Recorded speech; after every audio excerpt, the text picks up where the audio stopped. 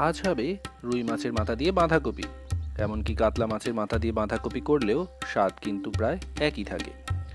মূল কথা হলো পাকা মাছের মাথা দিয়ে রান্না করলে সব থেকে ভালো হয়। নমস্কার বন্ধুরা, আহারের বাহার রান্নার চ্যানেলে আপনাদের স্বাগত। আজকের ভিডিওতে হচ্ছে রুই মাছের মাথা দিয়ে বাঁধাকপি। আজকের ভিডিওটা দেখে ভালো লাগলে আমাদের নতুন রান্নার চ্যানেলটাকে সাপোর্ট করবার জন্য অনুরোধ রইল। লাইক, শেয়ার এবং সাবস্ক্রাইব করে দিতে ভুলবেন না। চলুন শুরু করা যাক আজকের রেসিপি। দুটো বেশ পাকা রুই মাছের মাথা নেওয়া হয়েছে। বাজার থেকেই একে 4টে টুকরো করা হয়েছে। মাছ যত পাকা হবে রান্নার স্বাদটা ততই ভালো হবে। একটু ছোট রুই মাছ হলে দুটো মাথা নিতে পারে। বাজার থেকে আনার পর ভালো করে ধুয়ে জল ঝরিয়ে নেওয়ার পর নুন হলুদ গুঁড়ো মাখিয়ে নিতে হবে। সামান্য করে নুন হলুদ গুঁড়ো ওপরে ছড়িয়ে যত্ন করে মাখিয়ে 10 মিনিট মতো রাখতে হবে। রান্নাটা কিন্তু রুই মাছের বদলে কাতলা মাছ দিয়ে করলেও স্বাদের কিন্তু কোনো পরিবর্তন হবে না। পরের কাজ হবে হাফ চা চামচ করে আদা বাটা, হলুদ গুঁড়ো, কাশ্মীরি লাল লঙ্কার গুঁড়ো, জিরে গুঁড়ো আর ধনে গুঁড়ো একটা পাত্রে নিয়ে তার সাথে জল মিশিয়ে পরিমাণ মতো ভালো করে গুলে রেখে দিতে হবে। এই ব্যবস্থা আগে থেকে করে রাখলে রান্নার মাঝখানে অনেকটাই সময় বেঁচে যাবে আর কাজেও অনেকটা সুবিধা পাওয়া যাবে। এই রান্নায় কিন্তু 750 গ্রাম পরিমাণে বাঁধাকপিকে কুচিয়ে ব্যবহার করা হয়েছে। একটা কড়াতে পরিমাণ মতো জল নিয়ে তাকে আঁচে বসিয়ে গরম করতে দেওয়া হয়েছে আগে থেকে।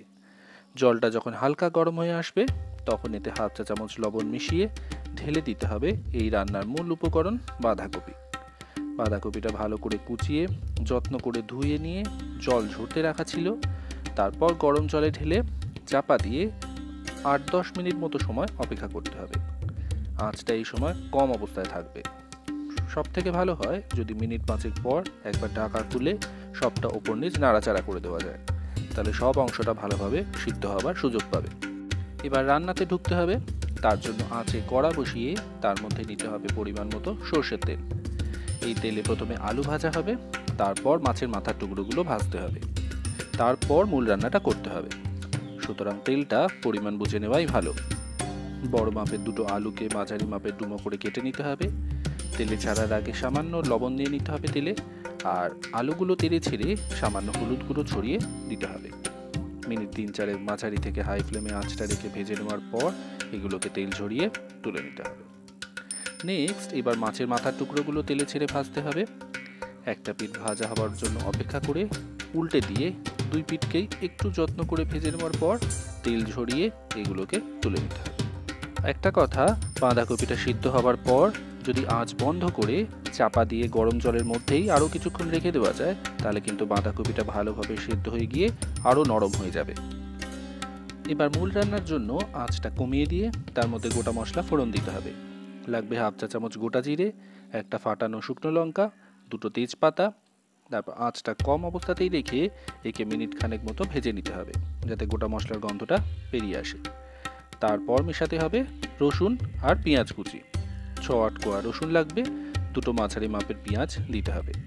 শীতের রসুনের রসটা কম থাকে তাই একটু বেশি পরিমাণে রসুন লাগবে। পেঁয়াজ রসুন দেওয়ার পর এগুলোকে ভেজে যেতে হবে মিনিট 3 মতো সময় ধরে, যতক্ষণ না পেঁয়াজের রঙটা পাল্টে লালচে বাদামি হয়ে আসছে। ভাজার সময় আঁচটা কিন্তু মাঝারি থেকে হাই অবস্থায় থাকবে। এবার টমেটো কুচি মেশাতে হবে। দুটো মাঝারি মাপের টমেটোকে ছোট টুকরো করে দিলে ভালো হবে। আর মেশাতে হবে জল দিয়ে গুলে রাখা গুঁড়ো মশলার মিশ্রণটা। আলুর টুকরোগুলো ভাজার সময় তেলেতেই লবণ দেওয়া হয়েছিল, তাই আর আপাতত লবণ না মিশিয়ে কষে যেতে হবে সমস্ত মশলাকে। মিনিট 5-6 সময় ধরে একানাকারে নাড়াচাড়া করে কষতে হবে। আঁচটা এই সময় মাঝারি থেকে হাই থাকবে। এর মধ্যেই কাঁচা মশলার গন্ধটাও চলে যাবে, তেলও ছেড়ে চলে আসবে। আলুর টুকরোগুলো একবার ভাজা হয়েছে তাই কিছুটা সিদ্ধ হয়ে আছে।